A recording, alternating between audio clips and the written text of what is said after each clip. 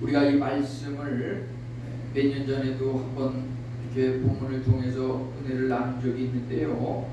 하나님께서 이 요한계시록 1장 3절에서 듣는 자와 읽는 자와 듣는 자와 말씀을 지키는 자는 복이 있다. 이것이 각각 읽는 자는 읽는 대로 복이 있고 듣는 자는 듣는 대로 복이 있고 이제 그것을 지키는 자는 지키는 대로 복이 있는데 가장 큰 복은 무엇인가? 읽고 듣고 지키는 자가 가장 큰 복이라고 볼 수 있습니다. 우선 그 출발이라고 하는 것은 그 복의 입문, 우리 복에 들어왔습니까? 입문했습니까? 하나님의 복의 그 입문은 1년 1도 창세기부터 계시록까지 성경을 읽는, 저는 그것이 성경을 읽는 자는 복이 있다.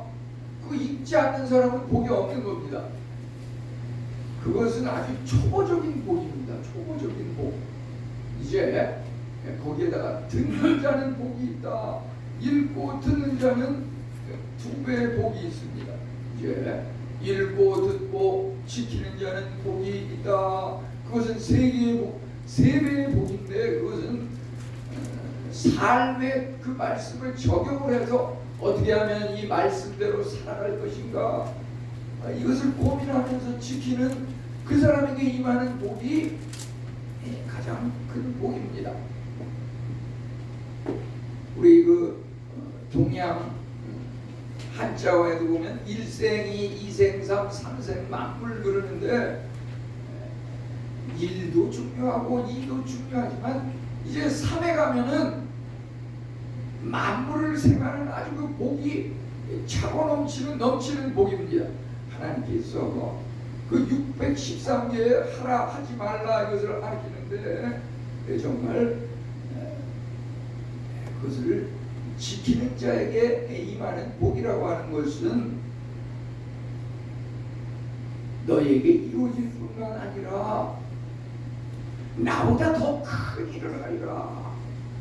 우리 창세기 1장 1절에 태초에 하나님의 말씀이 임해가지고 천지를 창조하셨는데, 그 창조라고 하는 것은 인간이 하는 것이 아니라 이제 하나님만이 하시는 그 영역을 창조라고 하는데, 우리가 인간으로서 내가 삶 속에서 노력을 해서 할 수 있는 그 한계가 있는데요.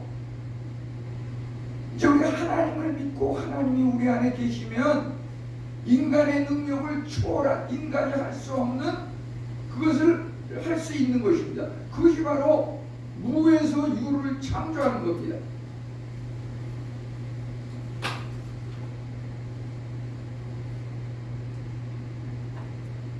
우리 가정에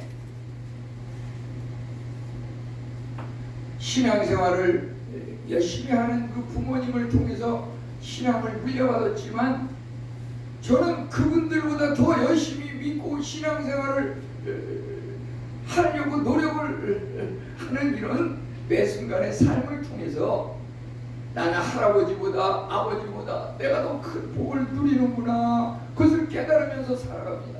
이제 내 자손들의 그 하루하루의 삶을 늘 머릿속에 두면서 지켜보고 있습니다. 이들이 과연 신앙생활을, 삶을 통해서 나보다 더 큰 복을 누리고 가는가? 만약에 자녀들이 신앙생활을 하라 그래서 하는데 나보다 그 복을 덜 받고 있다 그러면 저는 하나님 믿는 걸 뺏겨질 겁니다. 이렇게 볼 때 정말 자녀들은 나의 몇 곡절의 복을 더 받고 있구나, 그것을 보면서 나의 신앙이 더 자라갑니다. 그것은 내가 하라 그래서 되는 게 아니고 자녀들에게 그것이 보여지고 자녀들은 또 그것대로 하면서 하나님께서 더 큰 복을 주시는데, 그래서 오늘 말씀에 제가 여러 가지 의미가, 처음에는 어떻게 보면은 말씀을 그 읽는 수준의 그런 말씀을 전하는 거다 그러면, 우리가 때로는 왜 똑같은 말씀을 오늘 또 하십니까? 이렇게 하지만은 이것을 듣는 것은 또 다르고요. 과연 그 말씀을 지키는가? 그것이 최종적인 겁니다. 지키는 자에게 주는 복이 정말 일생이 이생삼 삼생 만물 아주 온 세계를 향한 그러한 복이 임하는 겁니다. 어제도 사실 밤늦게 조금 일이 있어가지고 젊은 청년들과 이렇게 식사 자리를 하면서 내 왼쪽에는 또 그 국회의원도 이렇게 앉아있고 그래서 식사를 같이 하면서 이 얘기 저 얘기 나누는데 그 청년들이 학생이지만은 정말 세계 각국에 가가지고서 내일이 기말고사고 다음 주가 국가고시고 그런데도 그거 아무 없이 그냥 봉사활동에 가가지고서 말이죠. 라오스라든지 스리랑카라든지 우즈베키스탄이라든지 이런 나라에 가가지고서 봉사활동을 하는 그런 사람이 있습니다. 한 50여 명이 모였는데 그런 사람이 있기 때문에 이 대한민국이 발전하고 하나님의 말씀이 전파되고 이런 은혜가 임하는 것입니다. 오늘 말씀을 통해서 은혜를 나누려고 하는 것은 있느냐 없느냐 하는 문제입니다. 나에게 복이 임하는 것이 있느냐 복이 임하지 않느냐 유무의 문제입니다. 유월절과 무교절의 이러한 말씀인데 거기서 100가지 만가지의 종류의 은혜를 받을 수가 있습니다. 우리가 아무리 성경을 몇십도 한들 은혜가 넘치는 것은 아닙니다. 하루아침에 이제 더 이상 안 읽겠다, 더 이상 듣지 않겠다 이러면 이제 복이 끝나는 겁니다. 문제는 이제 나는 지금까지 읽기만 했지만 듣는 거 더 열심히 듣고 이제 이 말씀대로 실천하며 살리라 이렇게 했을 때 복이 넘치는 겁니다. 이제 6월절이라고 하는 것은 구원의 출발의 의미가 있다. 이렇게 한마디로 요약할 수 있겠습니다. 6월절 다음에 무교절이 이어지는데 6월절이 구원의 출발이다 그러면 무교절은 이제 구원 얻은 자, 구원을 출발한 그 사람이 어떻게 그 구원을 유지하면서 완성해 가는가 이런 의미가 여기 담겨 있는 겁니다. 그래서 6월절과 무교절의 이 원리를 의미를 깨닫는 사람은 여기에 이 신앙의 삶의 모든 복이 차고 넘치도록 임한다고 볼 수가 있겠습니다. 우선 6월절은 어떤 의미에서 구원의 출발인가? 이 보면은 하나님의 은혜가 새롭게 출발한다. 이것이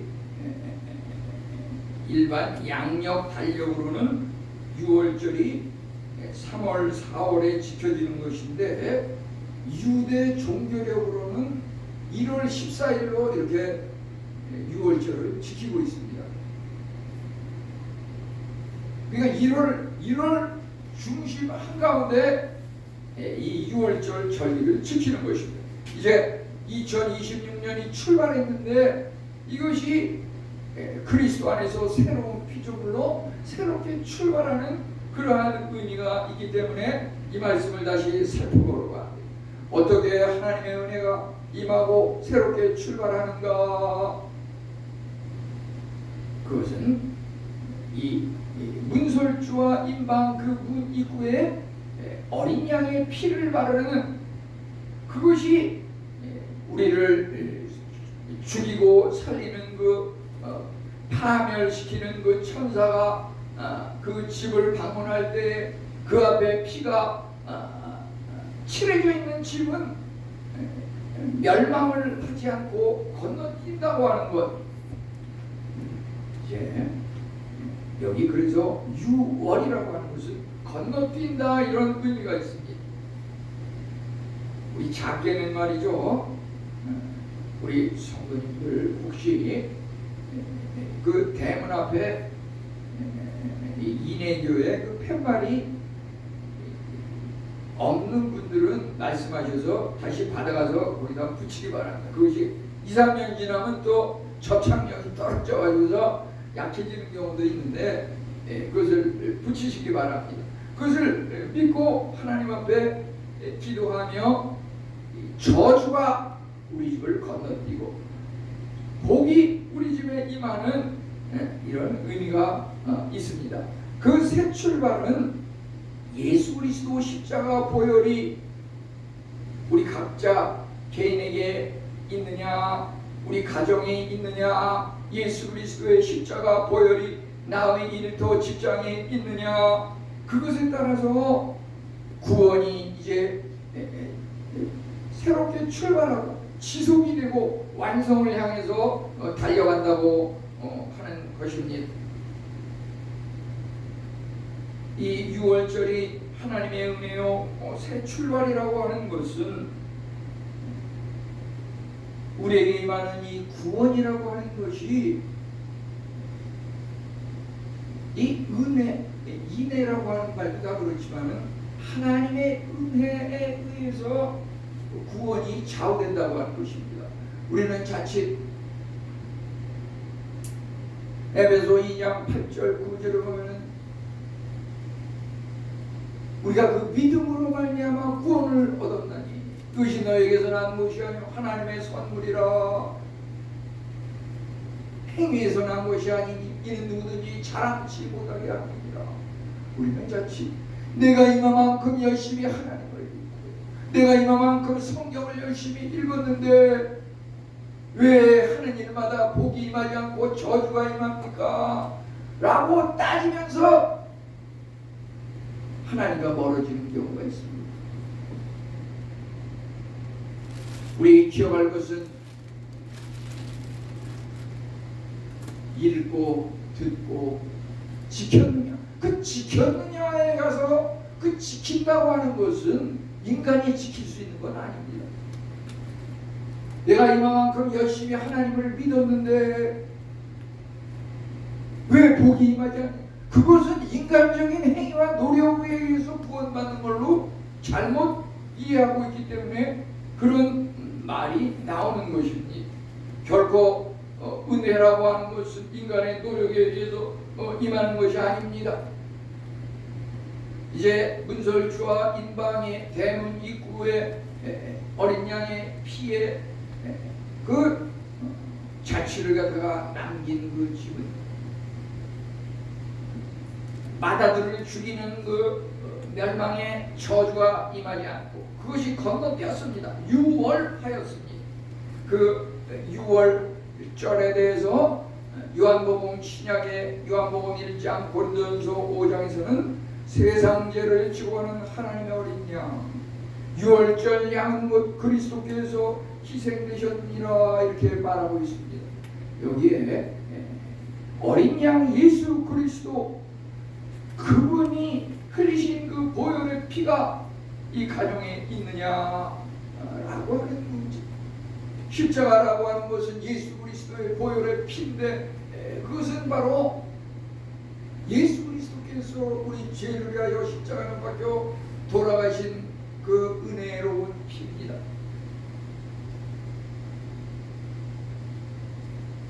로마서 3장 23절은 모든 사람이 죄를 범했음에 하나님의 영광에 이르지 못하더니 6장 23절은 이제 죄의 삭은 사망이요. 우리가 아담의 후손으로서 모든 인간은 사과나무에서 사과가 열리듯이 죄의 나무에서 원죄를 타고 우리도 죄인으로 태어났습니다. 그 죄 때문에 죽을 수밖에 없고 이제 이미 죽었고 우리는 영적인 하나님 나라의 그 헌법에 의하면 죄로 말미암아 죽었던 죽음을 선서받은 사형수입니다. 우리가 사형 당할 것을 예수님이 대신 사형 당하셨습니다. 우리는 여기서 우리의 그 행위와 지난 삶을 볼 때 이미 죽었고 죽을 수밖에 없는 것이지만은 예수님께서 우리를 대신해서 희생하셨다고 하는 것이 여기에 진정한 생명과 복과 구원이 있다고 하는 것입니다. 왜 나 개인이 괴롭고 고통스럽습니까? 왜 우리 가정에 복이 임하지 않고 왜 저주와 멸망이 들어왔다 나갔다 합니까? 예수 그리스도의 십자가 보혈의 피가 없기 때문인데, 십자가 보혈의 피가 무엇인가 우리 삶에 있어서 나타나는 것은 희생이라고 하는 것입니다. 희생. 예수 그리스도의 십자가 희생을 내가 할 때 여기에 복이 임하는 것입니다. 저주와 멸망이 임할 것이 건너뛰어서 복이 임하는 것입니다. 서로 이기적이고 내 주장을 하고 양보하지 않으려고 하고 여기서 전부 문제가 생기는 겁니다. 예수 그리스도께서 하나님과 동등한 분이로되 인간의 몸으로 오셔서, 인간 중에서도 종의 몸으로 오셔서 제자들의 발을 씻기시고 발길질을 당하고 머리끄댕이를 차와다녀서 당함을, 얼굴에 침뱉음을 당하면서도 아무 대꾸도 안 하고, 그것이 바로 십자가 보혈의 희생입니다. 모든 분파와 갈등의 원인을 보면 십자가 보혈의 은혜를 실천하지 않기 때문에 그렇습니다. 왜 나를 알아주지 않느냐? 자기를 자꾸 내세우다 보니까 또 자기를 조금이라도 더 환영하고 알아주는 그러한 것만 자꾸 바라보니까 그건 십자가 희생이 전혀 아니지. 이제 6월절 어린 양 예수 그리스도를 통하여 우리가 누리게 된 그 은혜라고 하는 것은 국가적 구원과 심판의 날의 의미가 있다고 하는 것입니다. 6월절 그 절기의 출발은 그 밤에 이렇게 있었죠. 그래서 6월절 밤이라고, 6월절 저녁이라고 그러는데요, 이것이 애굽 사람에게 재앙이 내릴 때에 애굽에 있는 이스라엘 자손에게는 그 집을 넘어서 그 집에 구원이 임하였다고 했습니다. 6월절 그 구원이라고 하는 것은 이스라엘 백성 어느 한 개인을 향해서 주어진 그런 구원이 아니라 그 가정 또 이스라엘 백성 전체에게 주어지는 국가적인 민족적인 그런 구원의 은총이라고 하는 것입니다. 우리가 정말 하나님을 열심히 믿으면 나를 통해서 우리 가족 식구들도 예수를 믿으라, 그러면 너와 내 집이 구원을 얻으리라. 우리는 그러한 은혜를 체험하게 됩니다. 그렇기 때문에 여기서는 국가적인 구원의 의미가 있다고 하였습니다.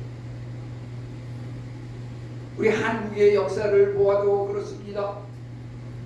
일제 식민 지배를 이제 36년간 당하다가 해방을 맞이해서 8.15 해방을 맞이해서 자유의 주권 국가가 됐는데, 그러한 것들을 다시 보게 되면은 그것이 뭐 정치인들이 잘해서 아니면 일본이 세계대전에서 패배해서 그런 것들도 물론 하나의 원인이지만은 우리가 그러한 것들을 볼 때 말이죠, 세계 역사를 주관하시는 하나님께서 주장하셔서 이런 일이 생긴 것이다. 우리는 그렇게 생각하는 것이, 그게 구원이라고 하는 것이 물론 개인의 믿음을 따라서 주어지는 면과 이제 또 그 가정 단위, 국가 단위 여기를 통해서 뭉뚱그려 가지고서 주어지는 것도 있는데, 이 6월절은 개인의 그 믿음뿐만 아니라 하나님의 자비와 긍휼하심으로 국가와 민족이 구원을 얻었다고 하는 것입니다. 우리가 하나님을 예수 그리스도의 피를 우리 안에 지니고 살면은 이와 같은 복이 우리에게 임하는데, 파멸의 천사가 그 집을 죽이고 마다들을 죽이고 여러 가지 재앙을 주는 거기서 그것을 당하느냐, 그것이 우리를 건너뛰고 다시 회복이 되느냐, 그 차이는 우리 안에 예수 그리스도 보혈의 피가 있느냐 없느냐에 따라서 좌우된다고 하는 것입니다. 우리가 그 어떠한 불치 난치의 질병이 있을지라도 예수 그리스도의 피를 붙잡고 하루 24시간 예수 내 구주 예수 그리스도의 피가 나를 주장함으로 마귀 사탄은 물러갈지어다. 그 마귀 사탄이 우리에게 주는 병만은 물러갈지어다. 마귀 사탄이 우리에게 주는 가난의 이 고통, 나사렛 예수 그리스도의 이름으로 물러갈지어다. 우리 하루 24시간 100번, 200번, 2400번 예수 그리스도가 나의 구주임을 외쳐보십시오. 계속 반복해서 외쳐보십시오. 그러한 것들은 모두 물러가고 구원과 은혜가 우리에게 넘칠 것입니다. 아멘. 아멘. 우리 이제 6월절의 그 여러 가지 의미에 대해서 살펴봤는데요. 이제 보다 또 한 단계 발전한 것은 우리가 무교절이 어떠한 의미가 있는지 그것을 한번 살펴보려고 합니다. 무교절의 의미는 고난의 즐거움이다, 진실된 삶이다, 이러한 것을 이렇게 머릿속에 정리를 하면서 간단히 제가 이렇게 요약을 해 보았습니다. 무교절은 이제 6월절을 통해 가지고 애굽에서 종에서 해방돼서 애굽에서 탈출한 출애굽, 그것이 출애굽을 기념하는 것이 6월절일진데 이제 6월절을 기념하면서 6월절 이후에 일주일간을 무교절로 지켰다고 하는 것. 이 무교라고 하는 말은 발효되지 않은, 누룩이 없는 이런 의미가 있습니다. 누룩이 없는, 발효되지 않은, 그것은 얼마나 투박하고 고통스럽고 그 6월절 밤에는 또 우리가 야반 도주 뭐 이런 말을 하는데, 이 애국 사람들이 다 잠자고 방심한 틈에 빨리 빠져나와야 안전하게 빠져나올 수 있으니까 그 밤에 정말 성경 출애굽기 12장에 보면 막 성급히 신발끈도 제대로 묶지 않고 막 주랭랑을 치듯이 이렇게 또 그렇기 때문에 음식도 그것을 뭐 익히고 뭐 달짝지근한 설탕 이런 것을 갖다가 섞어가지고 맛있게 해서 먹는 것이 아니라 발효되지 않은 그 몸이 건조한 그 빵을 먹었다고 하는 것입니다. 그것은 바로 이스라엘 백성이 애굽의 치안에서 종으로서 힘들고 어려운 생활을 한 것에 대한 그것을 회상하는 의미가 있습니다. 이제 여기에 23장 8절에서는 이래 동안 여호와께 화제를 드릴 것이요 성회로 모이고 아무 노동도 하지 말지니라, 이렇게 말하고 있는데요. 여기서 이 화제라고 하는 것은 불로 태워서 드리는 제사를 말하고 있습니다. 불로 태워서 드리는 제사는 그 끓음 연기가 이제 위로 향해서 하늘로 올라가게 되죠. 그것은 바로 우리 사람들이 기도를 통해서 하나님 하나님 앞에 아뢰는 그 간구의 기도가 하나님 앞에 상달되고 도달하는 그러한 의미가 있습니다. 화제. 성회로 모이고 아무 노동도 하지 말지니라.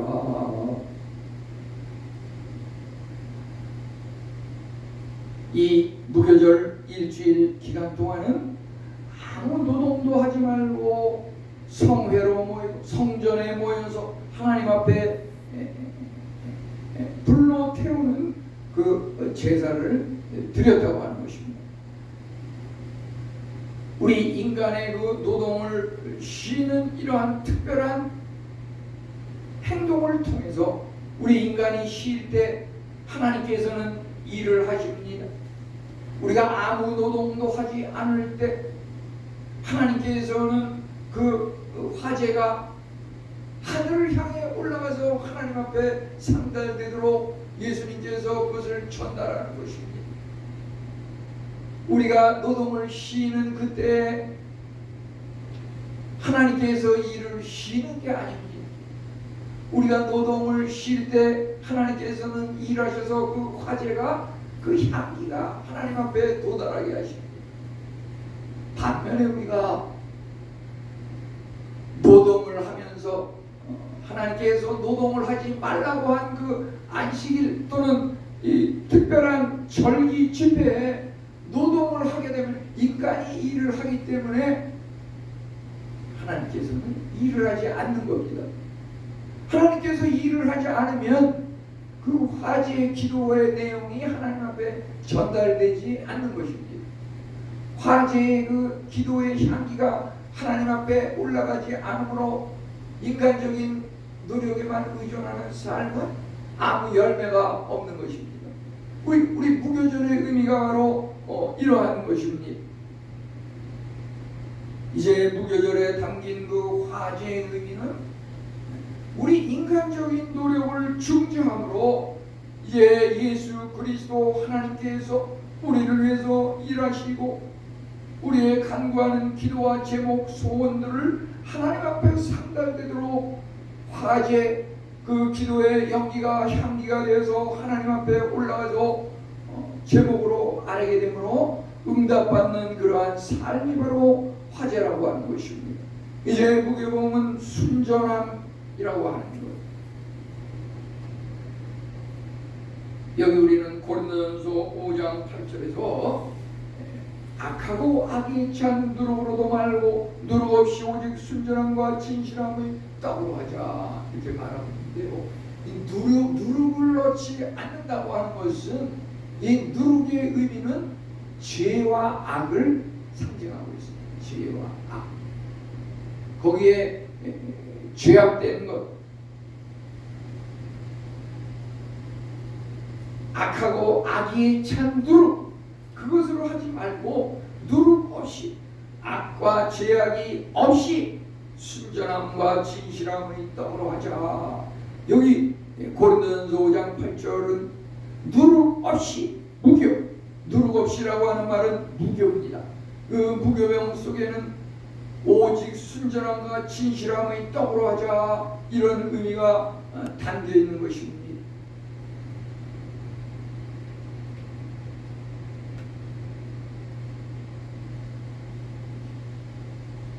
6월절은 정말 구원의 출발이고 우리에게 많은 기쁨과 영광과 평안을 주지만 6월절에 이어져서 무교절을 또 일주일간 지켜야 한다고 하는 것 그것은 무엇입니까?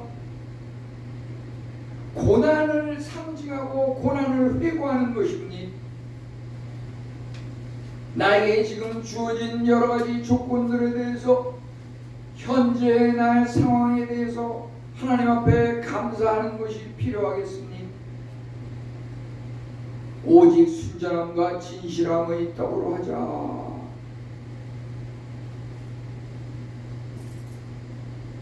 우리 하나님 앞에 구원을 얻었다 그러면 구원의 확신을 가지고 살아간다 그러면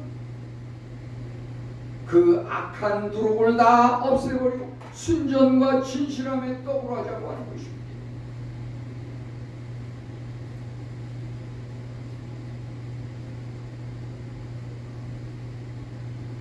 우리 성도님들 중에 이제 인해교회에 예를 들어서 아주 민감한 문제라고 생각할 수도 있지만 그런 하나님의 말씀을 올려가지고서 거기다가 아멘 하고 이러는데 아침 10시에 아멘 그러고서 오후 한 2-3시쯤 돼서 이것을 뛰쳐나가는 경우가 있어요. 그 아멘이 뭡니까? 순전과 진실함이 없다고 하는 것입니다.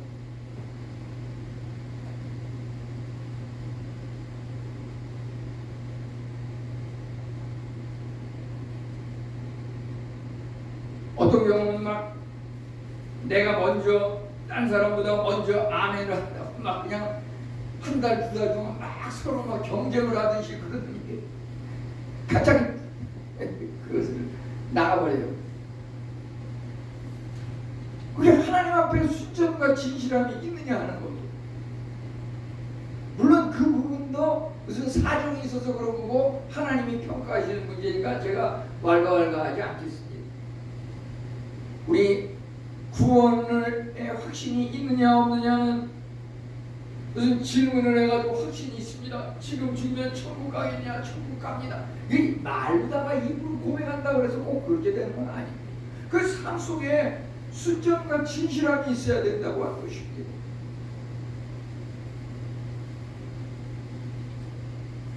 우리 여러 가지 그러한 것들에 대해서 더더군다나 개인적으로 뿐만 아니라 성도들 앞에서 이렇게 공포를 해서 이렇게 얘기를 하고서 5초도 안 돼가지고서 내가 언제 그런 말 했냐 싶게 행동이 전혀 딱 반대 방향으로 이렇게 나가는 것을 보게 됩니다. 그거는 구원 얻은 순전함과 진실함이 전혀 없는 겁니다.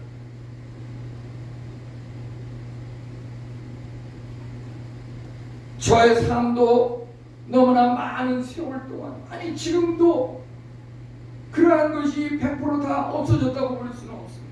하나님께서 나와 함께 하시고 성령 충만할 때만 내가 순전함과 진실함을 지킬 수 있으니 잠시 잠깐 방심하면 마귀 사탄이 나의 순전과 진실함을 뒤엎고 악의 찬 누룩으로 신앙생활하게 하는 것을 저는 여러 번 체험합니다. 우리는 결코 그래서는 안 될 것입니다. 진실함이라고 하는 것이 무엇입니까? 요한복음의 14장 내가 곧 길이요 진리요 생명이니 결국 예수님이 진리입니다. 진리가 내 안에 있으면 그것이 바로 예수 그리스도의 보혈의 피가 우리 문설주와 임방의 나의 입구에 칠해져 있는 것입니다. 예수 그리스도를 나의 마음의 왕자로 모시고 살아가는 삶입니다. 예수 그리스도를 떠나면 진실이 없어집니다. 거짓부렁이 거짓말만 합니다. 우리가 영적인 분별력을 가지고 살아가면은 말로 표현은 하지 않지만 그것을 다 하나님께서 깨닫게 하시고 남에게 속아놓지 않게 하시고 그를 위해서 계속 기도하면서 진실된 삶을 살아가게 할 것입니다. 이제 무교병에는 고난의 떡이 있습니다.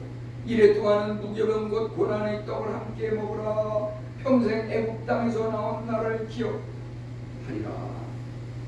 이 무교병은 신명기 16장 3절에서 고난의 떡이라고 했습니다. 고난의 떡. 예수님을 믿고 구원을 얻은 6월절의 구원의 출발이라 그러면 그 6월절에 이어지는 그 일주일간의 무교병을 지키는 것은 고난을 지키는 것입니다. 예수님을 믿는 것이 예수님이 어떤 정치적인 메시아라고 착각했던 그 제자들은 무엇이 잘못된 것입니까? 예수님을 믿으면 우리가 로마 식민지에서 벗어나고 당장 그 예수님의 그 제자들이 예수님이 제 왕으로 임하시거든 나를 우측에 나를 좌측에 영의정 좌의정으로 이제 세워주십시오. 예수님은 어떤 정치적인 권력의 메시아로 착각을 한 겁니다. 우리 오늘날도 예수님을 믿으면서 내가 예수님을 믿고 구원을 얻으면 모든 것이 다 형통하고 올라가고 꽃밭만 가는 그런 삶이 아니라고 하는 것이 문제는 거기서 우리가 범사에 감사하라 항상 기뻐하라고 하는 것은 고난도 기뻐하라고 하는 의미가 있는 겁니다. 거기서 차이가 나는 겁니다. 고난도 기뻐하고 진정 참다운 기쁨은 고난의 기쁨이다. 이게 약간 역설적이고 모순적일지 모르지만요, 내가 하느님마다 실패하고 내가 하느님마다 잘 안되고 나의 몸이 이렇게 가면 갈수록 쇠약하고 나약해지고 마음은 원이로 된 행동이 따라주지 않고 이런 어려움 속에서 내가 왜 하나님을 잘 믿는데 왜 나에게 이런 일이 임하는가? 왜 우리 가정이 왜 날마다 이렇게 실패와 절망의 삶을 사는가? 우리는 그러할 때 고난이야말로 정말 진정한 기쁨이다 라고 하는 깨달음이 있어야 됩니다. 애굽에서 노예로 종된 시민이 삶을 살면서 말할 수 없는 고통과 수고를 하였지만은 그 순간에도 믿음의 백성들은 이것은 잠시 잠깐 왔다 가는 고난이요, 이제 이것이 곧 하나님이 약속하신 대로 평안의 길, 구원의 길, 성공과 성취의 길로 나간다고 하는 그 약속의 말씀을 붙들고 살아가게 되면은 고난에서 결코 불평, 불만 떨어져 나가고 힘들어하는 그러한 것이 없을 것입니다. 언제나 우리가 풍년의 때에 7년, 10년을 바라보면서 늘 아끼고 절약하고 이런 삶을 살아갈 때 우리 앞에 흉년이 임하고 우리 앞에 질병과 고통, 불치병, 난치병이 나를 도전한다 할지라도 물질적인 어려움이 나를 힘들고 어렵게 할지라도 이제 왔니? 너무 오랫동안 기다렸어 네가 오기를. 우리 그 고난 앞에서 그 고난에 대해서 말이죠, 그런 반가움의 환영의 고백을 해야 됩니다. 왜 인제서 왔니? 얼마나 수년 동안 내가 너를 기다렸는데 이제 왔구나. 너무 반갑다. 그 고난을 얼싸안고 하나님의 자녀에게 부활만 주시는 것이 아니라 그리스도의 자녀에게 그리스도가 살아가셨던 그 십자가 고난도 주신다고 하는, 그 십자가 고난이 있는 것이야말로 하나님의 자녀의 증거라고 하는 것. 내가 정말 구원을 얻었는지, 내가 정말 하나님의 자녀인지 긴가 아닌가 했는데 예수님께서 겪으셨던 그 고난, 그 고난에 아주 티끌만한 부스러기 같은 그 고난이 나에게 임하는 것을 통해 가지고 하나님 정말 나를 사랑하시는군요. 하나님 이 고난을 저에게도 주심을 감사합니다. 이제 내가 비로소 예수님 가신 길을 가는군요. 예수님 어떠한 길을 가셨습니까? 세상 사람들은 다 죽고 끝나고 멈춘 것으로 알았지만 그 십자가 고난 후에 성경대로 삶을 다시 살아나서 부활 승리 하늘에 오르셔서 하나님 우편에서 우리를 바라보고 계시지 않습니까? 우리가 하나님을 믿을 때 그 요나처럼 정말 바다에 던져지지만은 큰 물고기가 그 요나를 입으로 삼켜가지고 뱃속에서 사흘 동안 기도하고 고통 중에 있을 때 하나님께서 그를 뱉어가지고서 다시 목표로 하던 그 길에 토해내서 그가 다시 살아나서 하나님의 복음을 전하지 않았습니까? 이것이 고난이라고 하는 것이 정말 우리에게 즐거움으로 받아들여져야 된다고 하는 것입니다. 이 고난은 정말 즐거움이요. 그것을 즐거움으로 깨달을 때 우리의 삶이 새롭게 시작되는 것이고, 누구든지 그리스도 안에 있으면 새로운 피조물이라. 이전 것은 지나갔으니 보라 새것이 되었구나. 이것이 바로 무교절의 그 의미와 진리를 깨달을 때 우리에게 주어지는 그 고난이 정말 즐거움, 하나님 은혜의 시작이라고 하는 것을 깨달아야 할 것입니다. 우리가 어떠한 병에 걸려도 십자가를 깊이 묵상하십시오. 그가 찔림은 우리 허물 때문이요, 그가 상함으로 우리가 죄악이 나았도다. 그가 채찍에 맞음으로 나음을 입었도다. 우리가 참으로 주 예수 그리스도의 그 십자가를 묵상할 때마다 예수님께서 나의 허물을 대신해서, 나의 죄악을 대신해서, 나의 질병의 고통을 대신해서 모든 것을 다 짊어지셨기 때문에 수고하고 무거운 짐진 자들아 다 내게로 오라, 내가 너희를 쉬게 하리라. 우리 예수님을 믿으면 힘들고 어려운 그 고난의 짐도 다 주님께 맡기고 내려놓을 때 주님께서 우리 안에 살아계시고, 이제 내가 내 안에 사는 것은 그리스도께서 사시는 것이다. 내가 사나 죽으나 주의 것이라. 일이 잘 되나 잘 되지 않으나 잘 돼도 감사, 잘 안 돼도 감사.